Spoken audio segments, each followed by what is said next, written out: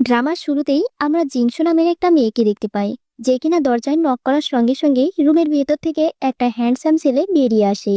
সেই আমাদের গল্পের হিরো সেন চুয়ান। জিংসু চুয়ানকে বলে সে কি তার প্রতি ইন্টারেস্টেড। চুয়ান তখন পজিটিভ সাড়া দিয়ে জিংসুকে রুমের ভেতরে টেনে নেয় এবং তার সঙ্গে অনেকটাই ক্লোজ হতে চায়। জিংসু তখন অনেকটাই আনিজি আর সাই ফিল করছিল। সে তো বলছিল আমি আর এমনটা চালিয়ে যেতে পারবো না, আমি রুমের বাইরে যেতে চাই। জিংসু দৌড়ে রুমের বাইরে পালিয়ে যায়। জোয়ান তখন বুঝতে পারে মেয়েটা নিশ্চয়ই ভয় পেয়েছে। জিংসু বাইরে আসার পর তো হাঁপাচ্ছিল, আর তখনই তার কাছে একটা কল আসে। সে কলটা রিসিভ করে দেখে এটা তার বাবা ছিল। জিংসুর বাবা তাকে বলছিল 3 লাখ টাকা সে যদি জোগাড় করতে না পারে তাহলে তার মায়ের অক্সিজেন টিউবটি খুলে দেওয়া হবে, কারণ জিংসুর মা এখন অসুস্থ, তাকে চিকিৎসারত অবস্থায় হসপিটালে রাখা হয়েছে। জিংসু তখন কোনো উপায় না পেয়ে আবারও বাধ্য হয়ে চুয়ানের দরজায় এসে নক করে। সে চুয়ানকে বলছিল এবার সে মানসিকভাবে প্রস্তুত হয়ে এসেছে, কিন্তু চুয়ান তো তাকে বলছিল তুমি তো খুব ভীতু। চুয়ান তখন বলে আমি আর তোমার প্রতি এখন ইন্টারেস্টেড নয়। চুয়ান বুঝতে পারে তার নিশ্চয়ই কোনো টাকার প্রয়োজন, তাই তাকে জিজ্ঞেস করে তোমার কি টাকার প্রয়োজন। সিংচু তখন বলে হ্যাঁ, আমার 3 লক্ষ টাকার প্রয়োজন। জিংসুকে সে ভীতু বলেছিল বলে সে হঠাৎ করেই তাকে কিস করে দেয়। চুয়ান তখন জিংসুকে রুমের ভেতরে নিয়ে যায়। পরদিন সকালে জিংসুর যখন ঘুম ভাঙে, টেবিলের ওপর সে একটা চিরকুট দেখতে পায়। সেখানে লেখা ছিল যে ক্রেডিট কার্ডটা তার জন্য রেখে গেছে। জিংসু তখন খুশি হয়ে যায় যে এবার তার মায়ের চিকিৎসা করানো যাবে। জিংসু চুয়ানের বাসা থেকে চলে যায়। আর চুয়ান একজন ডক্টর। চুয়ান যখন হসপিটালে এসেছিল তার কলিগ তো তার গলায় লিপস্টিকের দাগ দেখে তার সাথে মজা করছিল। সে চুয়ানকে বলছিল তুমি কবে থেকে ডেট শুরু করেছো আর কার সঙ্গে ডেট করছো।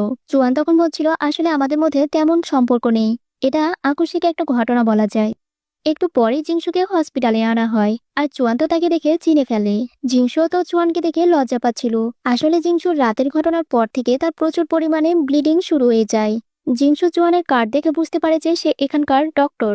চুয়ান জিংসুকে দেখে বলে তার কয়েকদিনের জন্য শারীরিক সম্পর্ক থেকে বিরত থাকতে হবে। চুয়ান তাকে বলছিল তোমার আজকের এই অবস্থার জন্য আমি দায়ী, তাই তোমার ট্রিটমেন্টের সকল খরচ আমি বহন করব।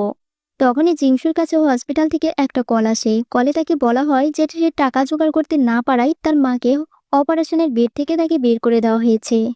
জিংসু তখন দ্রুতই তার মায়ের কাছে আসে।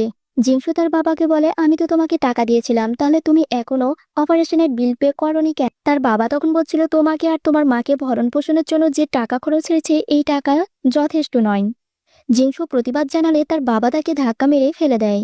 আর তখনই সেখানে চুয়ান এসে জিংসুর বাবাকে আটকানোর চেষ্টা। চুয়ান জিংসুর বাবাকে বলে এটা হসপিটাল, কোনো সবজির বাজার নয়, তাই এখানে ভদ্রভাবে আচরণ করুন।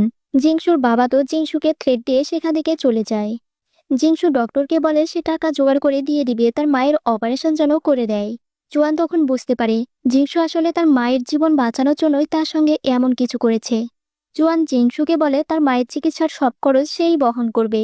জিংসু পড়ে গিয়ে মাথায় আঘাত পেয়েছিল, জুয়ান সেই জায়গাটা ড্রেসিং করে দেয়। জিংসু জুয়ানকে বলছিল আমি কাজ করে আপনার টাকাটা পরিশোধ করে দিব। জুয়ান তখন বলছিল তুমি আমার টাকা পরিশোধ করার সাহস করো। জিংসু তখন ভয় ভয়ে বলছিল আসলে তা নয়।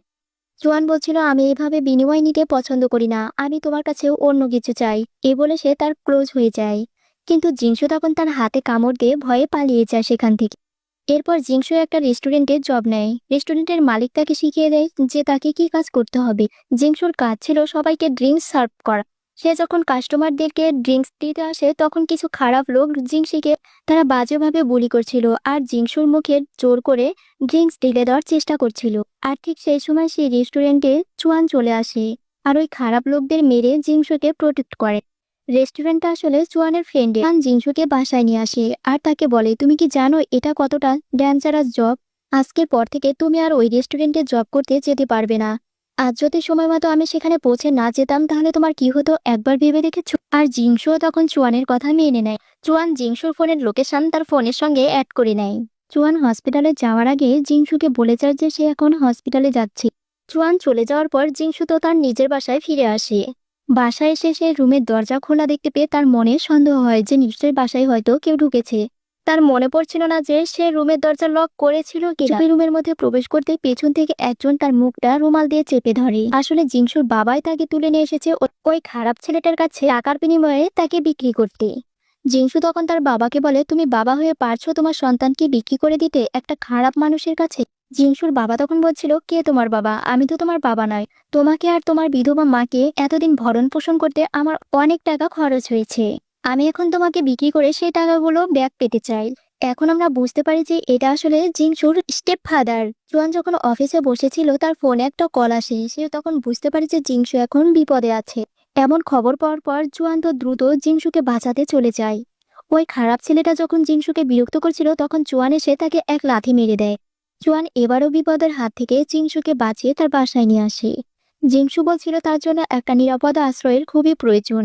জোয়ান তখন চালাকি করে তার বাসার অপোজিটে থাকা বাসার ওনারকে ফোন দেয়। জোয়ান তাকে আগেই বলে দেয় যে একটা মেয়ে যদি বাসা ভাড়ার জন্য যায় তাহলে যেন তাকে কম রেটেই বাসা ভাড়া দেওয়া হয়। জিংসু যখন ওই বাসাটা ভাড়া নিতে আসে বাসার ওনার তাকে বাসাটা ভাড়া দিয়ে দেয়। জিংসু তো তখন জোয়ানকে দেখে বলছিল যে তুমি এখানে কেন?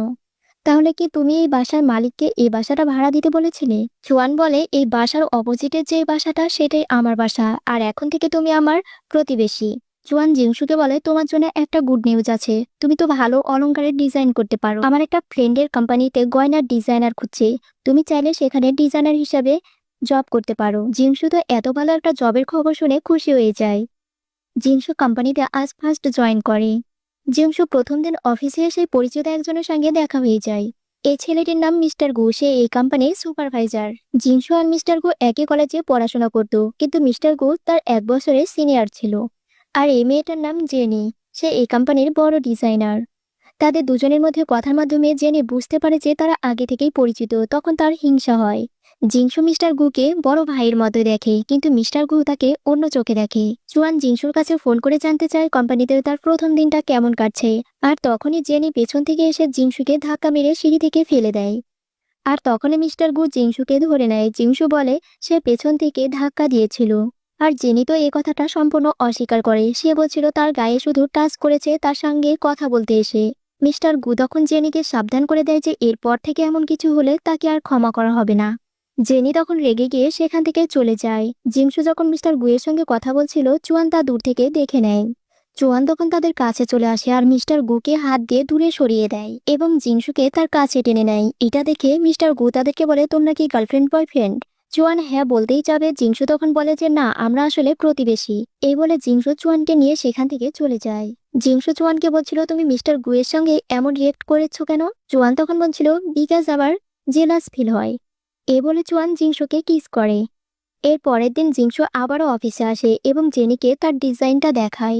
কিন্তু জেনি সেই ডিজাইনটা না দেখেই ফেলে দেয় আর বলে, এই ডিজাইনটাতে আমি স্যাটিসফাই না। জিংসু তখন বলছিল, কিন্তু আপনি তো ডিজাইনটা দেখলেনই না।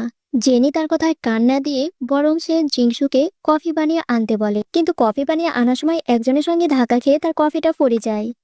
এরপর আবারও সে জিংসুকে কফি বানিয়ে আনতে বলে। জিংসু আবারও কফি বানিয়ে আনে, কিন্তু এবার কফিটা অ্যাক্সিডেন্টালি জেনি গায়ে পড়ে যায়। জিংসু তো ভয় পেয়ে যায় আর জেনি তো অনেকই রেগে যায়।